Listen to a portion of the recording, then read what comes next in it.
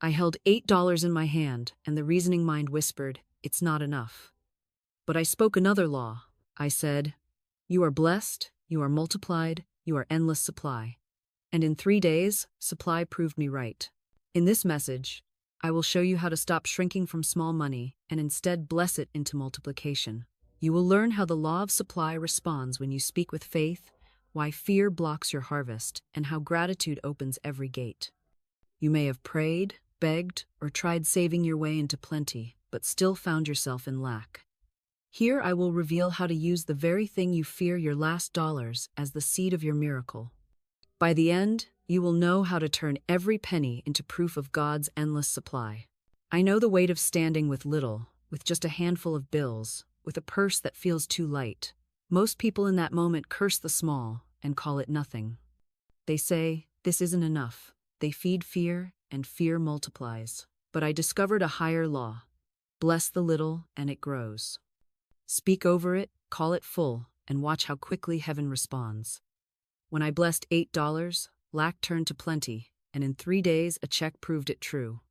You see, it is not the number that matters, it is the word you speak over the number. This is the secret most overlook, and this is the truth I will lay before you now. In the lesson ahead, I will take you step by step through the law that turned my last $8 into thousands. You will hear why words carry magnetic force, how blessing multiplies and cursing diminishes, and how gratitude can turn a trickle into a flood. I will share stories of men and women who proved the same law, one who turned $2 into 6,000, another who spoke over a small sum and found herself surrounded by abundance, another who released resentment and saw money rush in. Stay with me, for in the next minutes, you will not only hear these truths, you will practice them. I will have you bless the money in your own hand, speak the decree that multiplies it, and set in motion the same law that brought my check in 72 hours. Do not step away, for your own demonstration may already be forming even as you listen.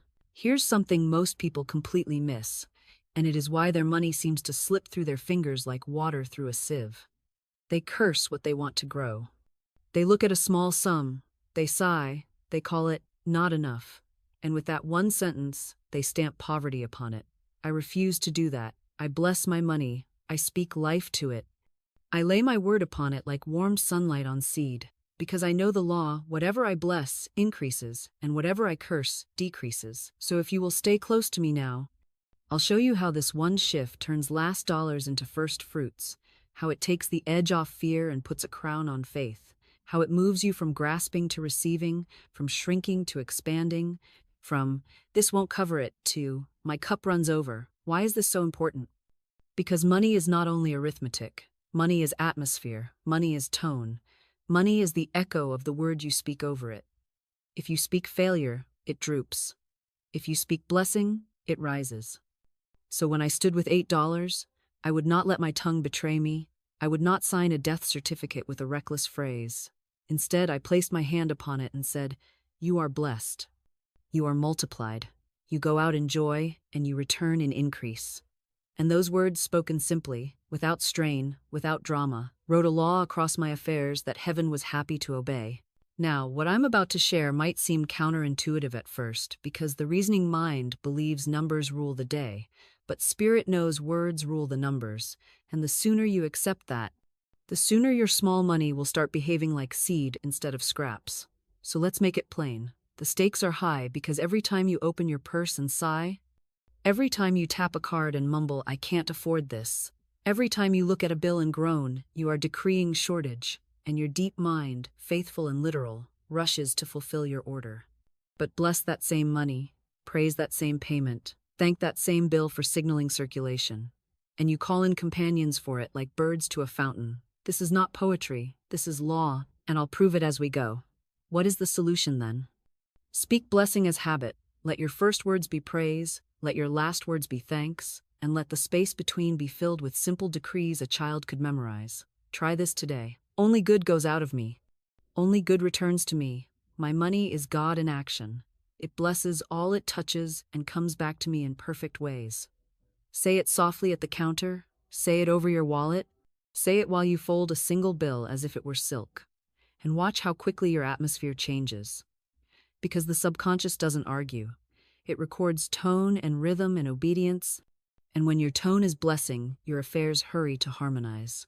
How do you start when fear is loud and pockets are thin? You start with the little in your hand. You refuse the hiss of not enough. You speak the opposite law, and you act like one who expects return. I remember a woman with only $2, and I told her, "We will bless this. We will call it a magic purse that can never be depleted. As money goes out, money comes in, crammed, jammed, pressed down, and running over." And she caught the spirit of it. She gave with joy, and in short order, a gift far beyond her expectation arrived. Now ask yourself, was it luck or law? I answer, it was the exact, unfailing response of circulation to blessing. For blessing opens the gate and cursing shuts it. Blessing widens the channel and cursing pinches it closed. Blessing is faith spoken, and faith always multiplies. Perhaps you're thinking, but Florence, won't I be foolish to bless small money when my needs are large? I smile, because that objection is the old serpent of pride in a new coat. Blessing is never foolish, it is foundational. The farmer who laughs at small seed will starve next season. The wise man praises the packet before he praises the harvest, because he knows increase begins invisible. So when you hold a 10, bless it. When you pay a bill, bless it. When you tip a waiter, bless it. When you send a transfer, bless it, and do it aloud if you can. Your voice stamps the impression deep, your breath carries the decree, your tone tells your deep mind, this is safe, this is joy, this is plenty, and the deep mind, eager to please, begins arranging your affairs to match. Let me give you a small pattern interrupt right now. Take a breath and whisper with me. I bless the money in my hand. I bless the money on the way. I bless the money I cannot yet see. All of it returns to me multiplied under grace. Feel how your shoulders drop, how your chest opens, how the hard grip of fear loosens. That feeling is your sign you've stepped out of cursing into blessing, out of contraction into circulation, and when circulation starts, supply soon follows. So here is how we'll move from this moment. We'll keep the story of $2 blooming into thousands before our eyes, as proof that a blessed seed outgrows its number. Then we'll walk straight into my own $8 testimony to show you exactly how a last bill becomes a first harvest, because if a handful can multiply with blessing, what happens when your very last dollars are treated as sacred seed? Stay with me. The answer is closer than you think, and the check may already be on its way. This next part changed everything for me, because it was not theory, not philosophy, but a living demonstration that the law answers with precision when you dare to bless instead of curse. I remember the woman who came to me weary, worn, and fearful, with only $8 in the world. Her face bore the marks of despair, her posture sagged under the burden of not enough, and she asked, "What shall I do now?" Most would have told her to hold tightly, to save, to ration, to retreat into fear. But I knew the law, and I told her, "We shall bless the $8 and multiply it as Jesus Christ multiplied the loaves and fishes." For what he did, every man may do when he speaks the word in faith, without wavering, without compromise game of life how tops are ocean. She looked doubtful, but I placed the decree upon her path. Infinite Spirit, open the way for great abundance. She is an irresistible magnet for all that belongs to her by divine right. I told her to speak it continually, to repeat it until her tongue carried no fear, only faith. Now here is what happened. She confessed she had a hunch to go home, though home was a distant city, and her reasoning mind shouted, "Stay here, find work, don't move in the wrong direction." But I said to her, "Never violate a hunch, for intuition is the voice of God." And she obeyed. With her last coins, she went home, and through the simple act of following that inner guide, she connected with an old friend of her family. Through that contact, thousands of dollars flowed to her in ways she could not have orchestrated, and her story became a testimony she repeated for years. Tell people about the woman who came to you with $8 and a hunch. That woman proved the law, and her miracle was not mine, it was hers, because she dared to bless instead of curse game of life how tops are ocean. Do you see the pattern? When last money feels like death, it is in truth seed. Fear says, "This is the end." Faith says, "This is the beginning." What is the difference?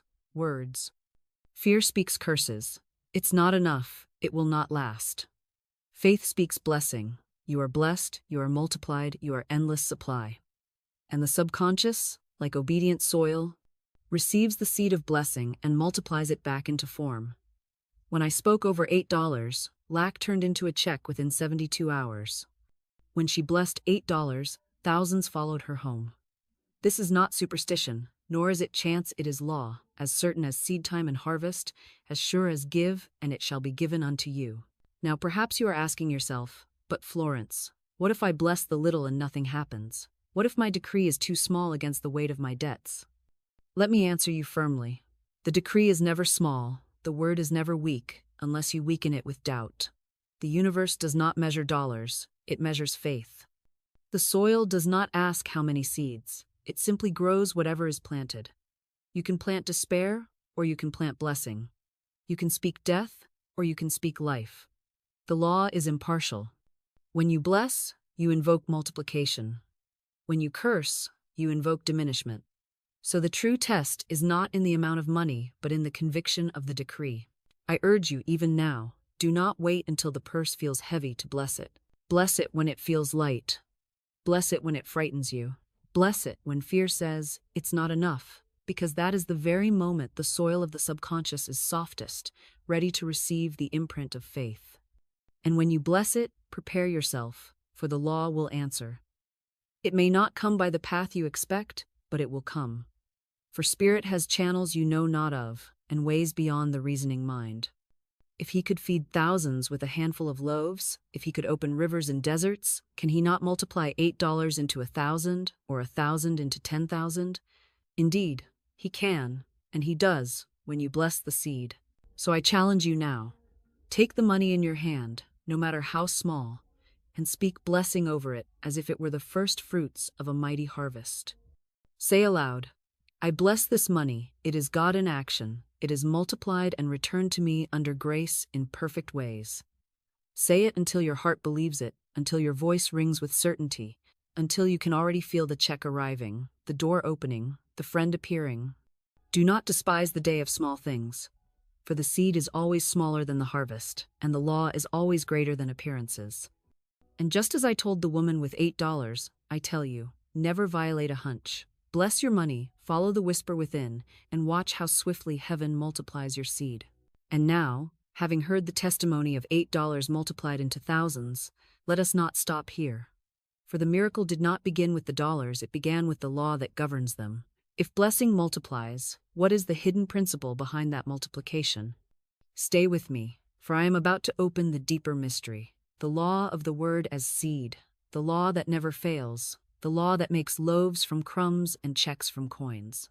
What I am about to unfold is the great secret that lies beneath every miracle of supply, the hidden engine that turns small into great, last into first, crumbs into loaves, and pennies into checks. It is the law of multiplication, and it is as certain as the sunrise, as exact as seed time and harvest. Most people look at their affairs as if numbers ruled, as if the addition and subtraction of coins determined their fate. But I tell you the deeper truth. Words are the true mathematics of life. Words are the seeds that draw invisible substance into visible form. You are not waiting on dollars to appear. Dollars are waiting on your decree. Every word you speak is a seed cast into the fertile soil of the subconscious, and the soil makes no judgment. It simply grows what is planted. If you sow fear, fear grows. If you sow lack, lack grows. If you sow blessing, blessing grows. It is not a mystery, it is law. And once you see it, you will never again call the little in your hand not enough. The scriptures declare, by thy words thou shalt be justified, and by thy words thou shalt be condemned. That is not metaphor, it is mechanics. The word is the instrument of creation. In the beginning, God said, let there be light, and light answered. He did not wrestle, he did not strain, he did not calculate, he spoke.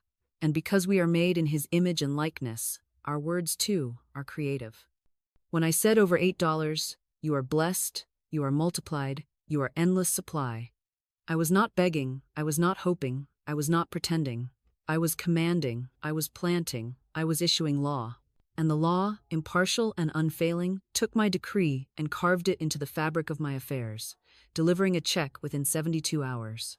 That check was not magic, it was harvest. Here is what most miss. The subconscious mind does not care if you speak truth or falsehood, blessing or cursing. It accepts the tone, the rhythm, the conviction, and then obeys. That is why idle jokes and careless words so often bring about the very thing feared. A woman once joked, "I wish I lived in a trunk. I am so tired of this house." And soon enough, her life collapsed until she was forced to live in a trunk. The power of the spoken word full. Was that chance? No, it was her word shaping her affairs. If a foolish joke can manifest bondage, how much more can a conscious decree manifest freedom? If a careless curse can shrink life, how much more can a deliberate blessing expand it? The soil does not discriminate between seed. It grows thorns as readily as it grows roses. The choice is yours, and the harvest always matches the seed. This is why I call words seeds. Say them once, and the subconscious receives them. Say them rhythmically, with conviction, and the subconscious waters them. Say them with gratitude and expectancy, and the subconscious presses them into form. It is the great law of multiplication. Blessing multiplies. When Jesus took 5 loaves and 2 fishes, he lifted them, he blessed them, and then they multiplied until thousands were fed. He did not calculate if 7 items could feed 5,000. He blessed, and blessing drew increase. That is the same law that multiplies $8 into a check, $2 into 6,000, a handful of coins into rivers of supply. The act of blessing places the seed in the soil, and once the seed is in the soil, the harvest is inevitable. Now perhaps you ask, "But Florence, why must the word be spoken aloud? Why not think it silently?" I answer, thought alone is creative. Yes, but thought clothed in word is thought intensified, sharpened, quickened. The spoken word carries vibration. It resounds in the chambers of the subconscious. It strikes like a hammer upon the plate, engraving the decree deep where no doubt can erase it. That is why I urge you to speak aloud. Whisper if you must, but let the sound be heard. For vibration multiplies the seed, and the more forceful the impression, the quicker the harvest. Do not overlook timing. When you speak before sleep, your decree goes down into the subconscious and works through the night without interruption. The deep mind does not sleep. It takes the last words you spoke and carries them like marching orders into the invisible. That is why I spoke my decree at night and awoke to harvest by morning. The seed planted before sleep germinates swiftly, for the conscious guard has stepped aside and the soil is open wide. So here is your practice. Each night, take whatever money you have, whether it be a purse full or a single coin, and speak over it blessing. Say, "This money is blessed. It multiplies and returns to me under grace in perfect ways." Feel it expand in your hand. Feel it heavy with increase. Feel it draw companions from the invisible storehouse. Speak it 3 times, rhythmically, as if striking a bell, and then go to sleep rejoicing. Do not dig it up with worry in the morning. Do not stare at appearances and sigh. Rejoice, give thanks, and act as though the increase were already here. That is how you plant. That is how you water. That is how you reap. So I say to you, do not despise the small. Do not curse the little. Do not label your seed not enough. Every great harvest begins with a seed smaller than itself. Every mighty oak began as a hidden acorn. Every overflowing purse began as a single bill blessed and multiplied. The law is exact, the law is impartial, the law is unfailing. Whatever you bless increases. And now that you have seen the law beneath the miracle, let us turn to the enemies that block it, the thieves that rob the harvest if you allow them: fear, doubt, and delay.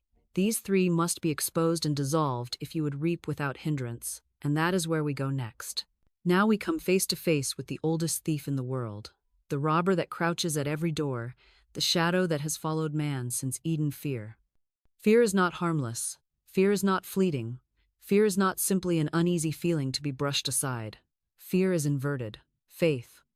It is faith pointed the wrong way. Faith in evil instead of good. Faith in lack instead of supply. Faith in sickness instead of health. Faith in loss instead of gain. The same energy that, turned upward, would call in abundance, when turned downward, calls in calamity. That is why Job cried, "The thing I greatly feared has come upon me." He was not struck by fate, nor punished by God. He harvested the seed of his own fearful decrees. Fear is faith in disguise, and it is law. And whatever man fears, he draws to himself as surely as he draws breath. Fear speaks curses over money. Fear looks at $8 and says, "This will not last." Fear looks at the rent and says, I cannot pay. Fear looks at the bill and says, this will drown me. And every word of fear is a seed planted in the subconscious, and the soil does not argue, the soil does not discriminate, the soil grows whatever seed is sown. So the fearful man multiplies his own lack, just as the faithful man multiplies his own blessing. The difference is not in the money, it is in the decree. When you tremble over a bill, you are blessing it with fear, and fear hastens more bills. When you curse a purse, you are speaking multiplication in reverse, and the purse shrinks. But when you stand in faith and bless, blessing multiplies. That is why fear must be uprooted, exposed, cast out, if the harvest is to be safe. I knew a man who made a joke of it, but the law is no respecter of humor. He used to say continually, I always miss the car. And he did. Doors would slam in his face, the streetcar would pull away just as he arrived, he was always left behind. His daughter, raised under the same roof, declared the opposite, I always catch the car. And she did. The same law worked for each, impartial, exact, unfailing. One spoke fear, the other spoke faith, and each decree bore fruit in daily life. Do you see how subtle fear is? It slips into phrases, into habits of speech, into little jokes and casual remarks. Yet each careless word is a seed, and the subconscious multiplies it without delay. Fear also masquerades as caution, as common sense, as being realistic. It whispers, don't get your hopes up. It warns, better prepare for disappointment. It insists, save for a rainy day. But faith does not save for rainy days, it creates sunny days. Faith does not prepare for failure, it prepares for success. Faith does not shrink from opportunity, it steps forward boldly. Every time you lower your expectation to match fear, you curse your own field, you block your own harvest, you shut the gate on your own supply. Fear says, this is too good to last. And because you agreed, it does not last. Fear says, I can't hold on to money, and because you agreed, money flees. But if you will turn that same energy upward, if you will bless instead of curse, if you will decree instead of doubt, you will find fear dissolves like mist under the Sunday. Do not argue with fear. Do not reason with it. Do not plead with it. Replace it. Substitute truth for error, blessing for cursing, faith for fear. When fear hisses, you are sick, speak aloud. I am flooded with the life of God. I am whole, I am radiant, I am strong. When fear whispers, you are broke, declare, my supply is endless, immediate, inexhaustible, and comes to me under grace, in perfect ways. When fear taunts, you are alone.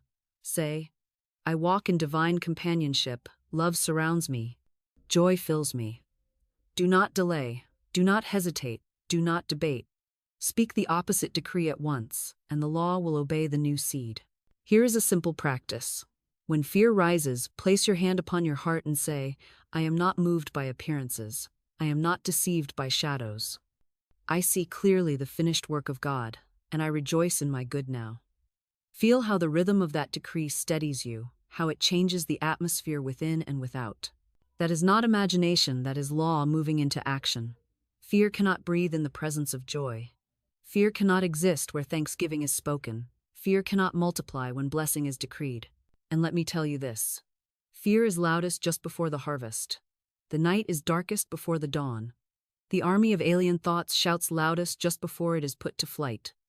That is why so many faint at the edge of their miracle, because fear rises up and they mistake it for failure. Do not faint, do not retreat. Rejoice all the more when fear rises, for it is proof that the harvest is near, proof that the soil is breaking, proof that the decree is about to bear fruit. Stand firm, rejoice loudly, and fear will fall silent, powerless, undone. So now you see fear for what it truly is, not a warning, but a curse, not wisdom, but inversion, not safety, but sabotage. Do not entertain it, do not nurse it, do not confess it. Replace it with truth, with blessing, with faith. Speak over your little money, speak over your body, speak over your affairs, and let fear be drowned in the river of your decrees. And as fear is cast out, we must next face its quieter twin, subtler, sneakier, no less destructive doubt, the silent thief that digs up seeds before they can sprout. Stay with me, for the next step is to unmask this thief and show you how to keep your harvest safe until it is ripe. Fear will roar and threaten, It will shake its chains and show its teeth, but at least you know when it is near. Doubt is subtler, softer, quieter, and for that reason, more dangerous, because it slips in without sound, without spectacle, and it does its work in secret. Doubt is the silent thief. It will not shout like fear, it will whisper. It will not strike like lightning, it will seep like fog. It will not come as a great enemy in armor, but as a friend who asks innocent questions. Are you sure? It says. What if it doesn't work this time? It wonders. Suppose you are wrong? It suggests. And by those whispers it weakens the decree. It digs up the seed, it loosens the roots, and before you know it, the garden of your word lies wilted. You may not even notice when doubt first enters, for it wears the mask of reason, of practicality, of balance. But the harvest knows, the law knows, the subconscious knows. Half-hearted decrees carry no force. Double-minded men reap nothing but confusion. For doubt is always subtraction, always division, always the undoing of what faith has done. Why is doubt so deadly? Because the subconscious records not only what you say, but how you say it, not only the word, but the tone, not only the decree, but the atmosphere. If you declare, "My supply is endless," but your voice trembles, your breath catches, your eyes dart to the empty purse, your subconscious reads the contradiction and grows confusion instead of clarity. If you bless your money in the morning but mutter in despair at noon, the soil receives two seeds, and they war against each other until neither bears fruit. This is why so many say, "I affirmed, I decreed, I blessed, but nothing happened." It is not that nothing happened, it is that doubt canceled what faith planted. Just as surely as the farmer who sows seed and then digs it up the next day will never reap a harvest, so the man who decrees in the morning and questions at night will never see his good in full bloom. Let me tell you of a woman who stood in this very test. She came to me distressed, for she was to be sued for $3,000 and had no way to pay. The day of the summons drew nearer, and every appearance said disaster. I told her, "Declare with thanksgiving. I give thanks that I have received $3,000 under grace, in perfect ways. Hold fast to this word and refuse to doubt." She obeyed, but when the day came and the money had not appeared, she wavered. Doubt whispered, "It has failed." But I reminded her, God is never too late. Stand firm, rejoice now. She did, and the very next day a cousin arrived unannounced, bringing her exactly the sum she required. Think of it, if she had surrendered to doubt, if she had said, "It is over, it is lost," the channel might have closed, and her miracle might have died in the womb. But because she held, because she rejoiced even when appearances mocked, the law answered in perfect time the power of the spoken word fell. Do you see now? Faith speaks and rejoices as though the thing is already done. Doubt waits for proof before rejoicing, and in waiting it strangles the seed. Jesus said, "When ye pray, believe that ye receive them, and ye shall have them, not after you see them, but when you pray." Belief must come first. Thanksgiving must come first. Joy must come first, or else the harvest is delayed, diminished, or destroyed. Doubt will always tempt you to postpone joy, to say, "I will give thanks when I see it." But faith says, "I give thanks now." Gratitude is the proof of faith, and gratitude is the cure for doubt. So how do you silence the silent thief? First, repetition. Repeat your decree until it becomes the only sound your subconscious knows, until doubt has no room to whisper. Second, rejoicing. Sing, thank, clap, praise, dance if you must, for joy drowns out doubt as surely as a great river drowns out a trickle. Third, agreement. If your faith wavers, seek one who will stand with you, one who will speak the word with you, one who will not be moved by appearances. If two of you shall agree on earth as touching anything that they shall ask, it shall be done. Agreement binds the decree so tightly that doubt cannot pry it open. Perhaps you are thinking now, "But Florence, doubt feels so natural to me.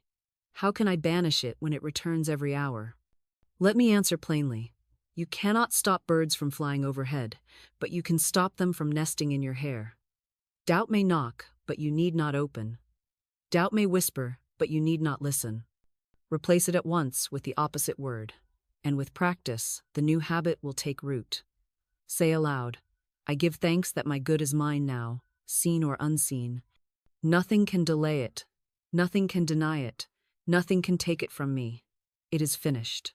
It is done." Say it until the atmosphere clears, until peace returns, until you feel the shift inside.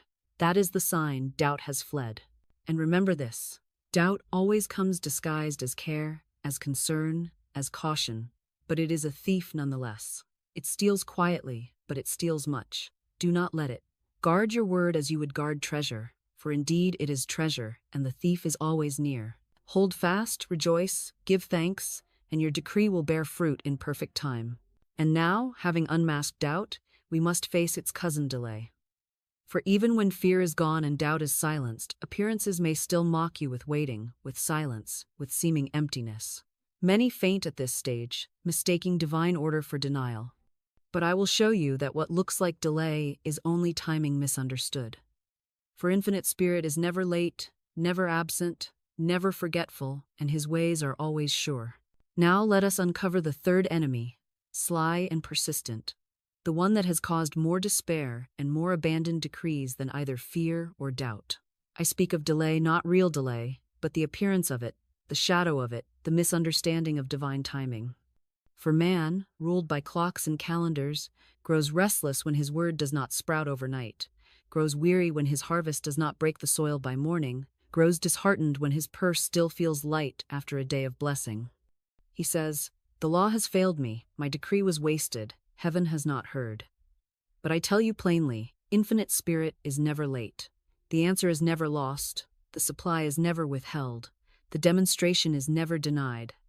What you call delay is only rearrangement. Channels being cleared, people being moved, paths being straightened, so that your good may arrive in perfect order, without harm, without loss, without sorrow added. If it seems slow, it is only because the law is aligning conditions you cannot see, preparing doors you do not yet know, setting the stage for a harvest larger than you had asked. I recall the man who came to me in great anxiety, for he needed a loan of $50,000 to save his business. The banks had refused him, the deadline was fixed, the date was at hand, and every appearance said ruin.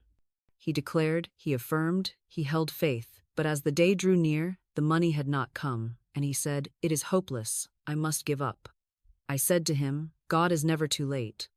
Go again, and hold fast." He obeyed, though reason mocked him. The very day of the deadline, his train was delayed, and he reached the bank with only 15 minutes to spare. But in those 15 minutes, the loan was granted, the money placed in his hands, and his business saved the power of the spoken word flow. Do you see? Not early, not late, but exact, perfect, to the very minute. Had he surrendered to appearances, he would have missed his miracle.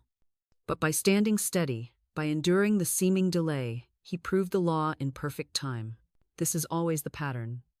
The children of Israel stood before the Red Sea with the enemy at their backs, and the sea did not part until the last moment, but when it did, it opened a highway of deliverance. Daniel was cast into the lion's den, and the mouths of the lions were not shut until he was inside. The widow's oil did not multiply until she poured it out. In each case, the law answered in what looked like the 11th hour, but it was never late, for the 11th hour is the hour of demonstration. Man says, "It is too late," but God says, "Now is the appointed time." So how do you overcome the appearance of delay? First, you must refuse to measure God by the clock. Infinite Spirit does not run by man's calendar. He is not bound to your deadlines. He is the Lord of time, and time bends to his command. When you declare, rejoice as though the thing is already done, and release the when and how into his hands. Second, you must hold steady when appearances grow darker. The night is always blackest before the dawn, and many demonstrations are lost because men faint in the final watch. If you can rejoice in the silence, if you can sing while the purse is empty, if you can give thanks while the bill is still unpaid, then you prove your faith, and the harvest must appear. Third, you must trust the mystery of channels. God has 1,000 ways where you see none. He has weapons you know not of, paths you could not imagine, methods you could not design. The power of the spoken word flow. To demand that your good arrive by one channel, on one date, in one form, is to limit the infinite. To release it, to declare, "My good comes to me through countless channels, under grace, in perfect ways," is to free the law to bring your blessings swiftly and surely. I have seen men curse their own demonstrations by impatience. They spoke the word, they planted the seed, but when it did not sprout in a week, they dug it up, examined it, doubted it, declared it had failed. And so it failed, not because the law was unfaithful, but because they were. A farmer who sows corn in the ground does not pull it up each morning to check for roots. He waters it, he waits, he rejoices in advance, and in due season the harvest comes. Shall we be less wise in spiritual planting than in natural? Bless your seed, water it with thanksgiving, and trust the soil of the subconscious to do its work in silence. For delay is not denial, and silence is not absence. The unseen is always moving, and the word spoken in faith cannot return void. So now I say to you, cast out fear, silence doubt, and endure the appearance of delay with joy. Declare, Infinite Spirit is never too late. My good appears in perfect time, under grace, in perfect ways. Say it until your heart believes it. Say it until your mind rests in it. Say it until your body feels peace. And when the harvest comes, and it will, you will laugh at the very thought that you once called it late. And now that we have faced the three great enemies, fear, doubt, and delay, we are ready for the next ascent. For once these are mastered, the way is clear to call in supply by divine right, to speak with authority, to act with faith, to live in continuous demonstration. Stay with me. For now we step into the river itself, the law of divine supply, the endless stream that cannot run dry. Now that we have exposed and defeated the three enemies that rob so many of their harvest, fear with its roar, doubt with its whisper, and delay with its appearance, we stand free to step into the river of truth itself, the river that never runs dry, the fountain that never ceases, the stream of divine supply. Hear me well. God is your source, not man, not employer, not salary, not business, not government, not family, not friends. All these are but channels, and channels open and close, but the fountain is eternal, unfailing, inexhaustible. When you lean on channels, you lean on reeds, and reeds break. When you lean on God, you lean on the rock of ages, and the rock never moves. The mistake of the world is to think money comes from toil, from labor, from manipulation, from the favor of men. The truth is that money, opportunity, health, companionship, every good thing flows from one source only, and that source is God. As soon as you recognize this, you are free from bondage to circumstances, and your affairs begin to align with abundance. The scriptures say, "Thou shalt remember the Lord thy God, for it is he that giveth thee power to get wealth." Do you see the difference? Not the bank, not the market, not the economy, but God. The form may be a check, a job, a contract, a gift, an unexpected channel, but the source is always the same. Once you recognize God as your unfailing supply, you stop clinging to one channel, you stop fearing its loss, you stop binding the infinite to one method. When one door closes, you rejoice, because you know the source is endless and another door must open. You say, "My supply is endless, immediate, inexhaustible, and comes to me under grace in perfect ways." And the law answers, for it is bound to your recognition. I remember the story of the woman who had only $2. I told her, "We shall bless this money. We shall see it as the magic purse of spirit, which is never depleted. As money goes out, money comes in, crammed, jammed, bulging with abundance." She caught the vision, she blessed the $2, she gave without fear, and soon she received a gift of $6,000, the power of the spoken wordful. What changed? The source was the same before and after. What changed was her recognition. Before, she saw lack. After, she saw God. Before, she clung to the channel. After, she leaned on the fountain. The law never failed, she simply stepped into its current. And here is the glory. Once you anchor yourself in God as source, you will never again tremble when channels shift. Salaries may rise and fall, businesses may open and close, men may give and withhold, but your supply is untouched, for it comes from the endless fountain. It is like drawing water from a spring. One bucket may break, but the spring flows on. One vessel may crack, but the spring does not dry. Why fear the vessel when the spring is yours? So what must you do? First, withdraw your faith from channels. Stop saying, "My job is my source, my client is my source, my family is my source." Say instead, "God is my source, and channels are many." Say it until you feel the grip of fear loosen. Say it until you can release people and places without dread. Second, affirm daily the endlessness of supply. Do not wait until lack threatens. Declare in plenty as well as in little, "My supply is endless, immediate, inexhaustible." Say it aloud. Say it with rhythm. Say it until it sings in your bones. Third, act in freedom. Spend without fear, give without dread, pay without shrinking, for every outflow is circulation, and circulation is proof that the spring is still flowing. Fourth, rejoice in advance. Sing thanks before the check arrives, praise before the door opens, bless before the bill is paid. Gratitude in advance is faith in action, and faith in action is irresistible. Perhaps you are thinking, but Florence, is it not reckless to depend only on God? I answer, no, reckless is to depend on channels that can vanish. Secure is to depend on the fountain that cannot fail. Reckless is to tie your faith to a salary that can end in a moment. Secure is to tie your faith to the one who said, "Prove me now herewith, if I will not open you the windows of heaven and pour you out a blessing." Reckless is to trust appearances. Secure is to trust law. So hear me again. God is your source. You may see a job, a gift, a sale, a client, a contract, but do not worship the vessel, worship the fountain. Do not fear the closing of one door. Rejoice in the opening of another. Say aloud, I do not depend on persons, places, or things. God is my supply, and my good comes to me through countless channels, under grace, in perfect ways. Say it until you believe it. Say it until fear is gone. Say it until you can laugh at appearances. For once you know your source, lack becomes impossible.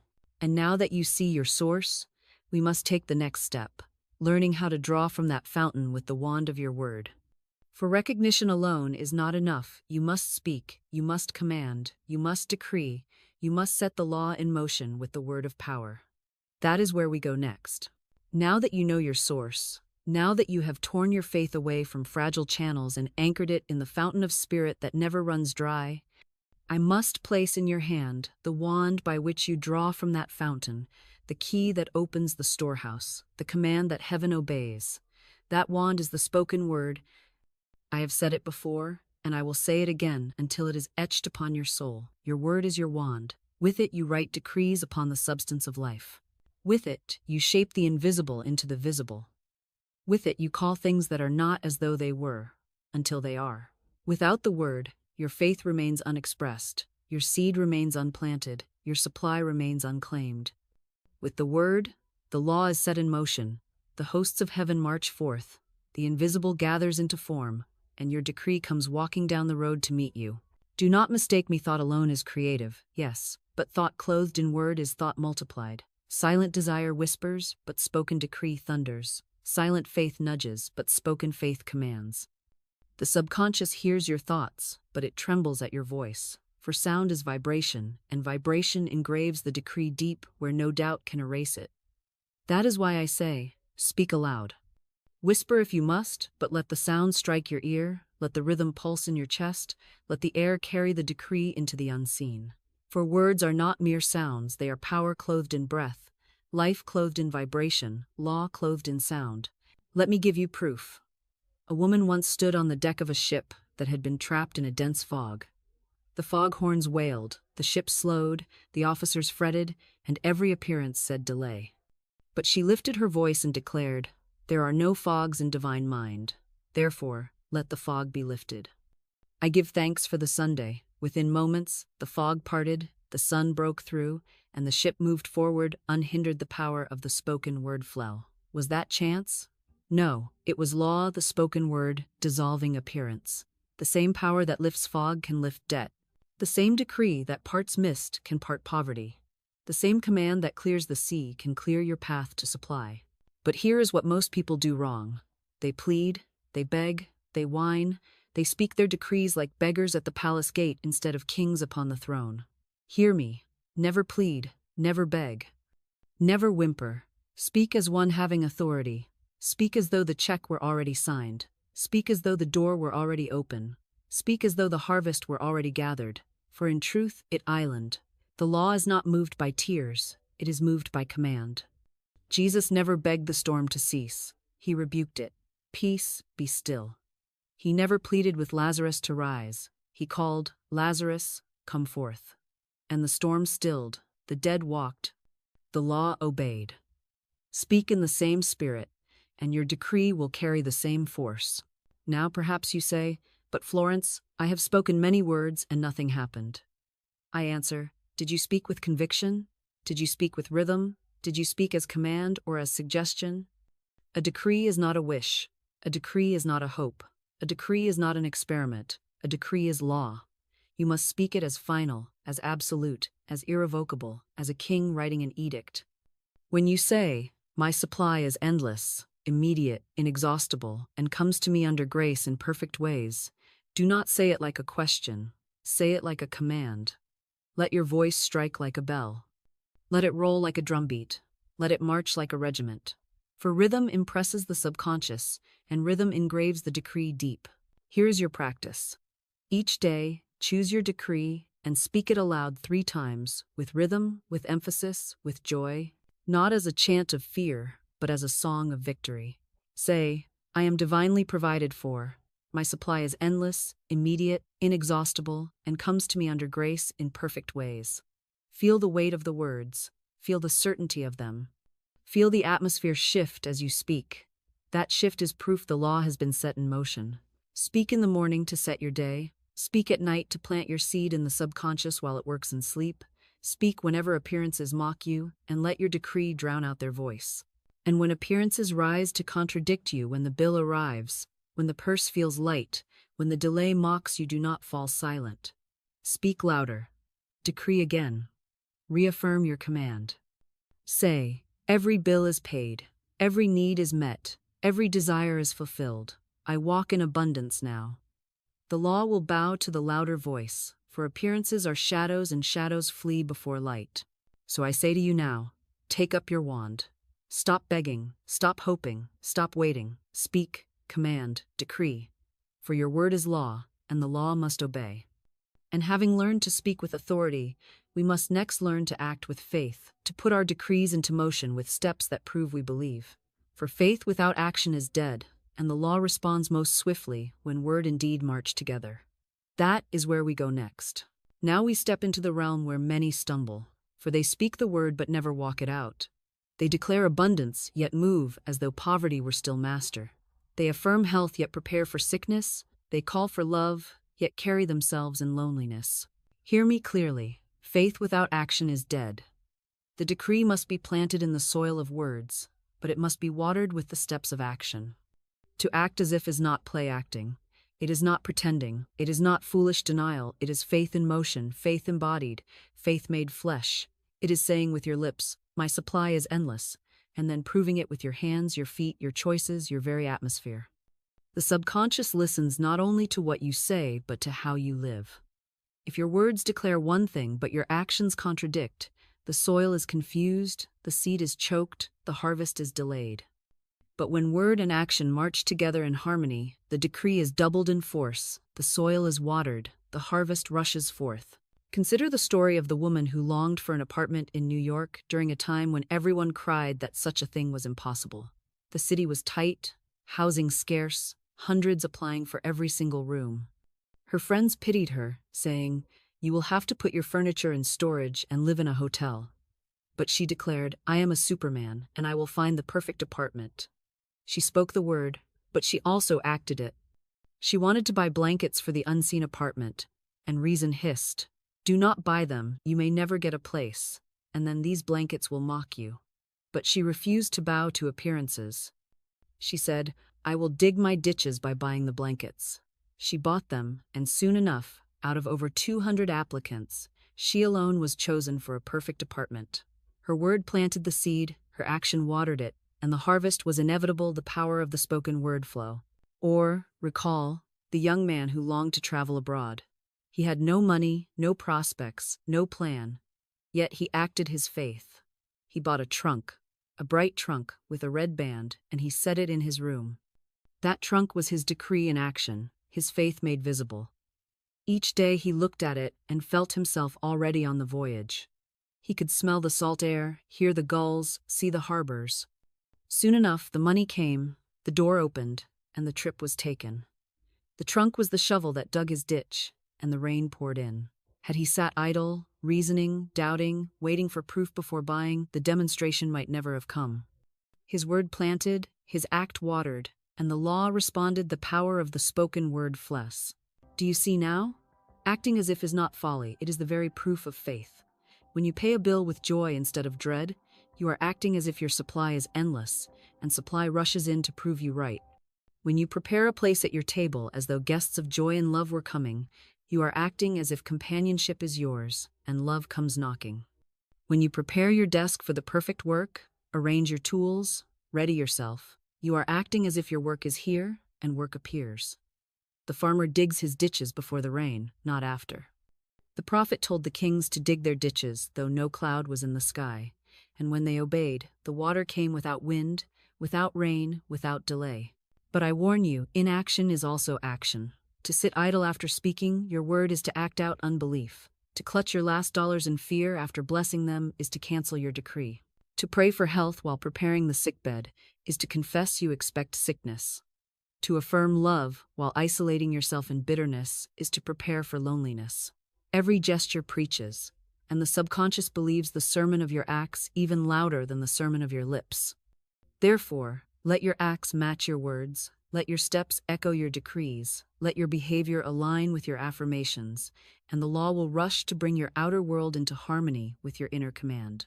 So, let me ask you, what step can you take today to prove your faith? Can you bless the money in your hand and then spend it joyfully, expecting its return multiplied? Can you prepare a space in your closet for the new garments you have declared? Can you buy the trunk for the voyage you have affirmed? Can you set the table for the companion you have called forth? Do not wait. Act. For every act is a shovel, and every shovel digs a ditch, and every ditch will be filled when the rain falls. So now we see, the word plants, the act waters, and the harvest is certain. But even when you have spoken rightly and acted boldly, there may still be unseen barriers within, hidden stones in the channel that slow the stream. Resentment, envy, unforgiveness. These inner poisons can choke the flow even when the decree and the action are strong. Therefore, we must turn inward next, to the work of clearing the heart, dissolving bitterness, and sweeping away hidden blockages so that the river of supply may flow freely and without hindrance. Now we must turn the light inward, for after the word has been spoken and the act has been taken, many still wonder why the stream trickles instead of floods, why the purse fills and empties in cycles, why doors open and then close again. And I tell you plainly, it is often not the law that is at fault, but the heart. For even a decree made with power and an action taken with boldness can be slowed and tangled by hidden poisons within the old grudges, the quiet resentments, the buried envies, the chains of unforgiveness. These are the stones that clog the channel, these are the weights that slow the current, these are the silent blockages that keep the supply from flowing unhindered. Man can speak abundance with his lips while cursing with his heart, and the soil of the subconscious, ever faithful, records both.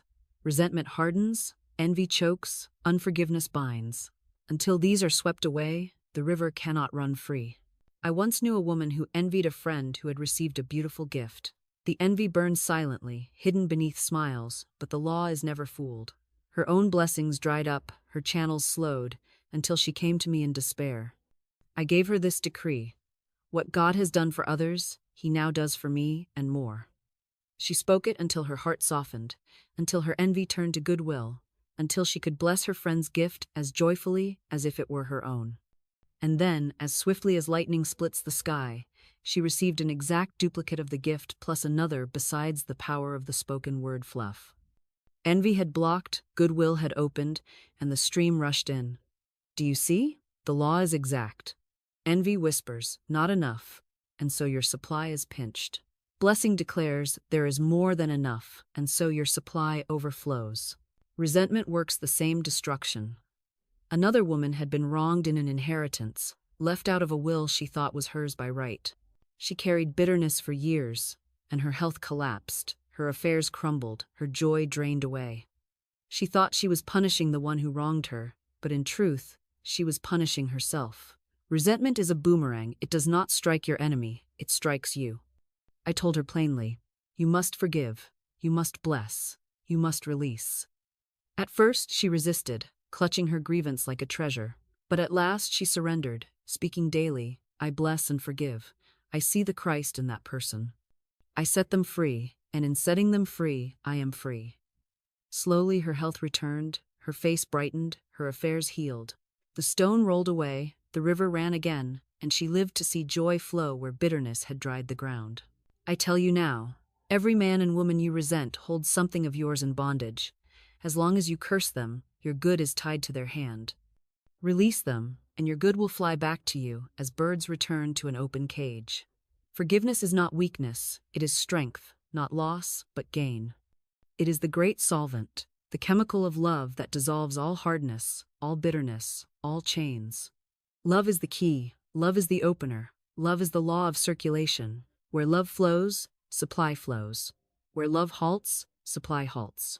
So let us be practical. If resentment rises, do not nurse it, replace it. Speak at once, I forgive and I set free. I bless and I am blessed. The love of God flows through me, dissolving every blockage, clearing every channel. If envy rises, do not hide it, transform it. Speak. What God has done for others, He now does for me and more. If unforgiveness clings, do not argue, release it. Speak. I see the Christ in every person.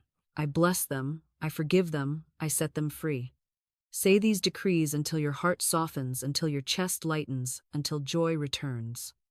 That lightness, that ease, that sudden peace is your sign that the stones have been removed, that the river is flowing again. Think of your supply as a golden river rushing down from the mountains of spirit. Resentment throws stones in its course. Envy builds dams across its path. Unforgiveness turns it to ice. Love alone melts, clears, dissolves.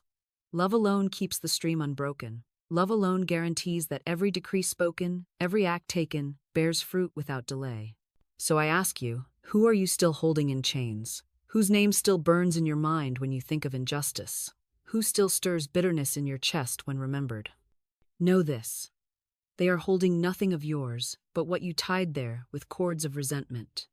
Cut the cords with forgiveness, and your own blessings will return. Bless them and bless yourself. For love cannot be cheated, and the law cannot be mocked. What you release in love returns multiplied, and what you hold in hate shrinks until it disappears. Therefore say with me now, aloud and with conviction, I bless every person who has ever harmed me.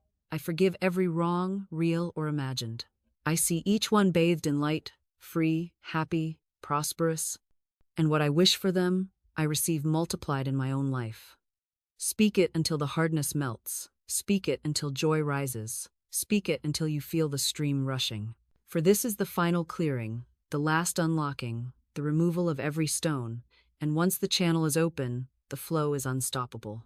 And now, with the words spoken, the act taken, and the heart cleared, we are ready to witness the law in action through story upon story, testimony upon testimony, proof upon proof that these principles are not theory but fact. For what has been done for others will be done for you, and the testimonies of supply are the fuel that strengthens faith.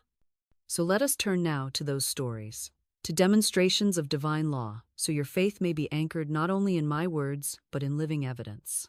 Now that the ground has been prepared and the blockage is removed, let us walk through the garden of demonstration and gather the fruit of testimonies, for nothing strengthens faith so swiftly as hearing and seeing the law proved in the lives of others. These stories are not meant to entertain the imagination or tickle the mind. They are living blueprints, patterns of law in motion, evidence that the unseen becomes seen when the word is spoken, the act is taken, and the heart is cleared. Each testimony is a reminder that the law is impartial, unfailing, exact, and available to whosoever dares to trust it. What it has done for one, it will do for you, and more. There was a woman who came to me desperate for work. Her money was nearly gone, her spirits low, her fear rising with every day of unemployment. She had tried every channel, begged, pleaded, pushed, but no door opened. I told her, you must speak the word. Say, I have a perfect work in a perfect way. I give a perfect service for perfect pay. She repeated it, not as a formula, but as a decree. Steady, rhythmic, alive with faith. Soon she was led into a position that suited her perfectly, paid her well, and filled her life with joy. The power of the spoken word flell. She did not get the work by chance or by pleading, she called it forth by divine right. Another came to me weeping, for she was to be sued for $3,000 she could not pay. Every appearance said ruin, and fear gnawed at her heart. But I told her, declare with thanksgiving, God is my unfailing supply, and I give thanks that the $3,000 is now mine under grace in perfect ways. Hold fast. Rejoice as if it were already in hand. She obeyed, though appearances mocked her. The day of the lawsuit came and went without answer, but the very next day, a cousin appeared with exactly the sum, freely given, without strings. Her debt was dissolved in time, and her fear turned to laughter. The law had not been late, it had been exact, the power of the spoken word flow. And how often I have told the story of the woman with only $2. She feared, she fretted, she said, "This is all I have." I told her, "We will bless this money. We will see it as the magic purse of spirit, which can never be depleted. As money goes out, money comes in, crammed, jammed, bulging with abundance." She believed, she gave a portion, she blessed the rest, and soon she received $6,000 as a gift. The power of the spoken word flow. That is not luck, it is law. The soil multiplied the seed, the blessing drew its harvest, the decree opened the channel, and the river rushed in. Another woman owed rent and had no means to pay. She had prayed and begged, but nothing came. One evening she walked her dog, and the animal tugged her down a street she had not planned to take. There, on the ground, she found a roll of bills, the exact sum of the rent she owed. The power of the spoken word flow. Was that chance? No. It was law arranging circumstances, guiding steps, using even the leash of a dog to deliver her good. The channel did not matter, the source was God, and the law was faithful. A student longed for a stage career. She had no training, no connections, no visible way. But she took the affirmation, "Infinite Spirit, open the way for my great abundance.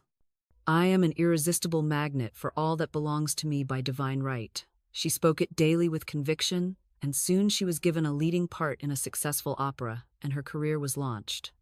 What training could not open, what reason could not secure, the word unlocked with ease. The power of the spoken word fell. And I tell you this also, demonstrations are not limited to money. A man once affirmed daily, "I am divinely protected. Infinite Spirit is my shield, my fortress, my defense."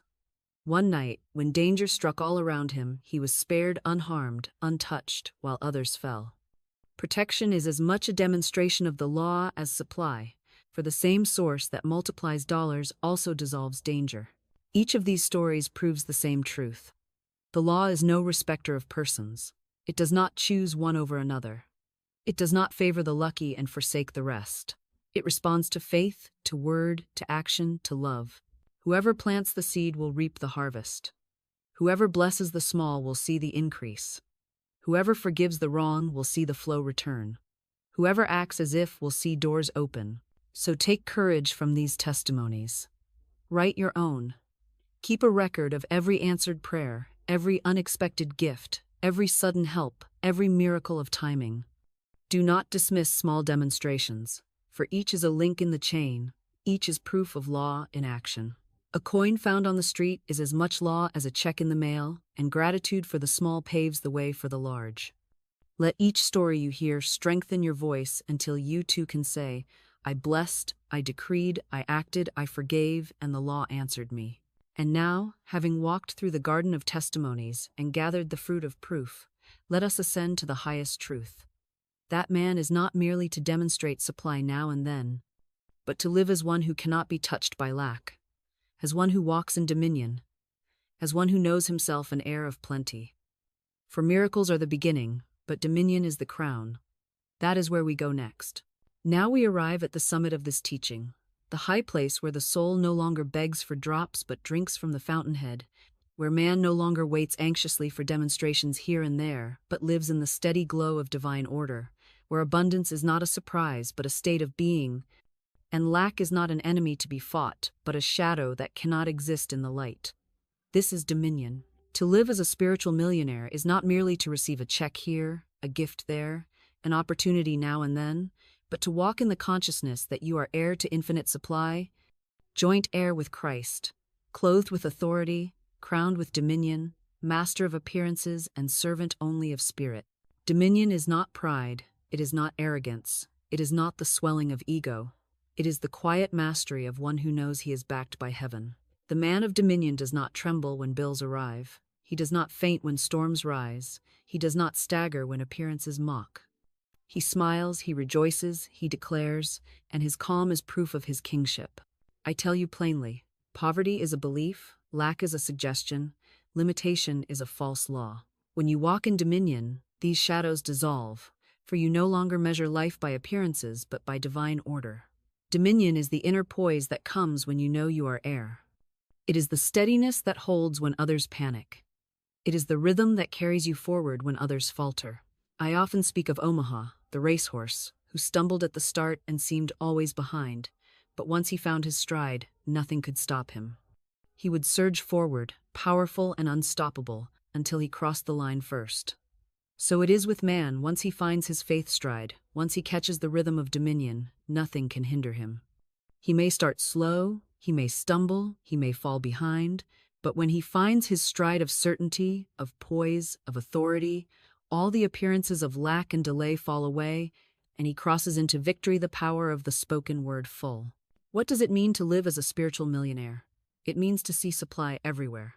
It means to know that opportunities are chasing you instead of you chasing them. It means to wake each morning with gratitude, to walk each day with poise, to lay down each night in peace. It means to know that every need is already met before you ask, that every bill is already paid before it arrives, that every door is already open before you knock. It means to carry yourself with calm dignity, not flaunting wealth, not grasping for more, but radiating sufficiency, radiating joy, radiating confidence. Money becomes a servant, not a master. Opportunities become playthings, not burdens. Supply becomes atmosphere, not occasional miracle. How do you step into this dominion? First, by refusing to be moved by appearances. Appearances are shadows, illusions, echoes of old words. The man of dominion knows this and laughs at them. When appearances say there is no money, he declares, my supply is endless. When appearances say you are sick, he declares, I am filled with life. When appearances say doors are closed, he declares, infinite spirit opens the way. He is not deceived by shadows, for he knows the substance, and substance always trumps shadow. Second, by holding poise. Poise is proof of power. When you panic, you confess defeat. When you rejoice, you declare victory. Poise is faith embodied, and faith embodied draws supply. Third, by affirming daily your kingship. Say aloud, I walk in dominion. I am calm, poised, fearless, and free. I am heir to plenty. I am a spiritual millionaire. Say it until you feel it, until you act it, until you live it. Do not misunderstand me. Dominion does not mean you will never face tests, but it does mean you will never again be shaken by them. The storm may rise, but you will speak, peace, be still, and the storm will obey. The bill may arrive, but you will declare, paid in full, under grace, and the supply will answer. The appearance of lack may loom, but you will laugh and say, this too shall pass, for my source is God, and he cannot fail. Dominion is not the absence of appearances, it is mastery over them. So I ask you, are you ready to step into this kingship? Are you ready to stop living from miracle to miracle and start living in the stream of continual supply? Are you ready to exchange anxiety for poise, begging for commanding, hoping for knowing? If so, affirm it now with me. I walk in dominion. I am calm. I am fearless. I am supplied. I am heir of plenty, and lack cannot touch me. Speak it until your chest lifts, until your eyes shine, until your very walk changes. For when dominion is established within, life bows without. And once you taste this poise, once you know this rhythm, you will never again accept poverty as natural or lack as normal. You will know that the continuous flow is yours, that abundance is your atmosphere, that prosperity is your climate. And so now, let us step into that final truth.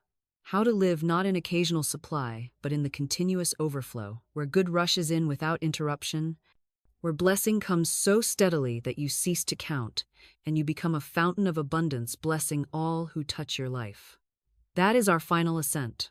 Now we stand at the highest crest of this teaching, for it is one thing to call forth a single demonstration and rejoice when it arrives, and it is another thing altogether to step into the stream where supply flows without pause, where blessings arrive so continually that you cease to wonder whether they will come and begin instead to wonder at the endless variety of ways in which they appear. This is the continuous flow of supply, the condition of living as a spiritual millionaire, the climate of abundance where your good is not an occasional guest but a permanent resident, not a trickle of relief but a river of plenty. The world believes in ups and downs, feast and famine, good times and bad, but those who walk in dominion know no such cycles. For once the channel is open, once the heart is cleared, once the word is established and the act is aligned, the flow does not stop. It is not a seasonal river, it is a spring that never runs dry. My cup runneth over, said the psalmist, not once, not sometimes, but always. And that is the life to which you are called. A cup that runs over, a table always spread, a barn always full, a purse always replenished. How is this continual flow maintained? By rhythm, by gratitude, by remembrance, by expectancy. First, rhythm. Just as the heart beats and the lungs breathe without pause, so must your decrees be steady, daily, rhythmic. The spoken word is not a rope to be pulled in emergencies, it is the breath of life itself. Each morning, declare, my supply is endless, immediate, inexhaustible, and comes to me under grace in perfect ways. Each night, declare it again, sealing your subconscious with the sound of plenty. Let it become your song, your refrain, your atmosphere. Do not wait for lack to speak abundance. Speak abundance always, and lack will never dare approach. Second, gratitude. Gratitude is the oil that keeps the lamp burning, the current that keeps the river flowing, the magnet that draws more and more. Every time you give thanks for what you have, you enlarge the channel. Every time you rejoice over a demonstration, no matter how small, you invite a greater one. Gratitude is faith in bloom, and faith in bloom always bears fruit. The ungrateful man dries up his own river, for he looks only at what is missing, and so he multiplies lack. The grateful man overflows, for he looks only at what is given, and so he multiplies plenty. Third, remembrance. Keep a record of your demonstrations. Write them down, rehearse them, tell them, sing them. When doubt whispers, this time is different, open your record and answer, no, for the law has never failed me, and it will not fail me now. A coin found on the street, a gift received in the mail, a debt suddenly dissolved. These are not small things, they are proofs. Each is a stone in the altar of remembrance. Each is a testimony that strengthens faith for the next. Fourth, expectancy. Live as though supply is already on its way, for at Island expect gifts, expect opportunities, expect surprises. Expectancy is the open hand that receives. The man who expects nothing, prepares for nothing, and receives nothing. The man who expects plenty, prepares for plenty, and receives plenty. You cannot out-expect God, for his storehouse is infinite. The more you prepare, the more you receive. I recall a student who practiced these things daily. He affirmed each morning, he rejoiced in every gift, he recorded each demonstration, he expected daily miracles. At first the demonstrations were small, an invitation, a coin, a little help. But soon they grew checks in the mail, debts dissolved, opportunities multiplied. He lived in such a state of expectancy that he was never surprised by abundance, only delighted by its form. He lived in the continuous flow, and his life became a fountain blessing others the power of the spoken word flow. And this is the final truth. Once you step into the flow, your abundance blesses not only you but all who come near. You become an overflowing spring. Your prosperity waters dry ground around you. Your joy strengthens others. Your gifts inspire faith in those who watch. You are no longer a beggar seeking blessing, you are a blessing, pouring out as much as you receive, for the law of circulation demands it. What goes out comes in, pressed down, shaken together, running over. And so the flow continues, unbroken, unstoppable, eternal. So let us affirm together now, with rhythm and conviction. My good flows to me continuously, in avalanches of abundance, under grace, in perfect ways. My cup runneth over at all times. I live in the overflow. I bless and I am blessed. I give and I receive. I am a fountain of plenty. Speak it until you feel the river rushing, until you laugh at the very thought of lack, until you know that to live in the continuous flow is your divine right.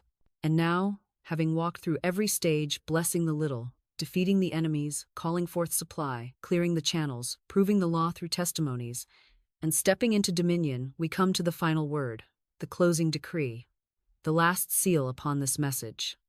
Stay with me now, For I will gather all into a single affirmation, a final call, and an open door to the next lesson, the secret door to success, where the greatest treasures of your destiny await. Now, beloved, we draw the threads together, for you have walked with me from the trembling place of $8, clutched in fear, to the wide field of dominion where abundance flows like a river without end. You have seen with your own eyes, in story after story, that the law does not falter, that the word does not return void, that every decree uttered with conviction is a seed that must bear fruit. You have heard how fear roars but is powerless before a steadfast word, how doubt whispers but is silenced by rejoicing, how delay mocks but is revealed as timing misunderstood. For infinite spirit is never late, never absent, never unwilling. You have learned that God is your source, that channels are many, but the fountain is one, that your spoken word is the wand of command, that faith must be acted out in bold gestures, that resentment must be dissolved, envy released, forgiveness given, so the channels may run clear.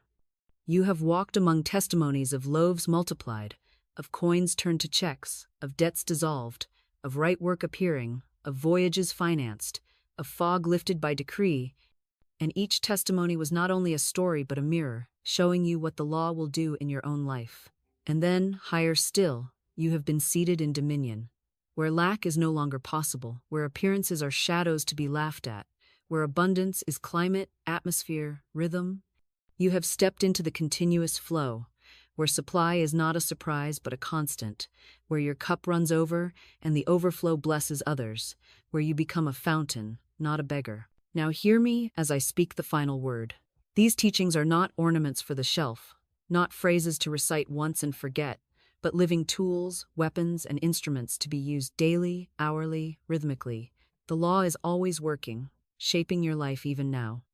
The only question is, are you letting it work by default, growing weeds of fear and doubt, or are you wielding it with command, planting roses of faith and blessing? You cannot escape the law, you can only choose how you use it. Speak blessing, and increase is inevitable. Speak cursing, and diminishment is certain. There is no neutral ground. Every word is seed. Every act is water, every thought is root. Choose wisely, for harvest is as sure as sunrise. So let us decree together in one voice, as a seal upon this message. My supply is endless, immediate, inexhaustible, and comes to me under grace in perfect ways. Every bill is paid, every need is met, every desire is fulfilled. I walk in dominion, I live in abundance, I overflow with blessings. What God has done for others, He now does for me, and more. I rejoice, I give thanks, I know it is done. Say it until your voice shakes the atmosphere. Say it until your heart leaps. Say it until your mind is aflame with certainty. For in that moment, you are not repeating words, you are issuing law, you are commanding your world, you are writing your future. And now, before I close, let me open the next door. For supply is only one gate, the beginning, the kindergarten of divine law. Beyond supply lies destiny, perfect self-expression, the fulfillment of your purpose, the revelation of your highest good. There is a secret passage, hidden from many, but open to those who dare to walk in faith. I call it the secret door to success. Through it you will find not only money but right work, not only health but right joy, not only relationships but right destiny. It is the passage through which your greatest treasures enter. And in my next lesson, I will show you how to find it, how to walk through it, how to live in the highest order of law. So click now, step forward, walk with me through that door. For you are no longer a beggar but an heir, no longer a seeker but a finder, no longer a victim of appearances but a master of law. Bless what you hold, speak your word, act in faith, clear your heart, rejoice in testimonies, walk in dominion, and live in the overflow. And let this final decree echo in your being. I am rich in every way, I am free in every way, I am abundant in every way. My life runs over with good, under grace, in perfect ways.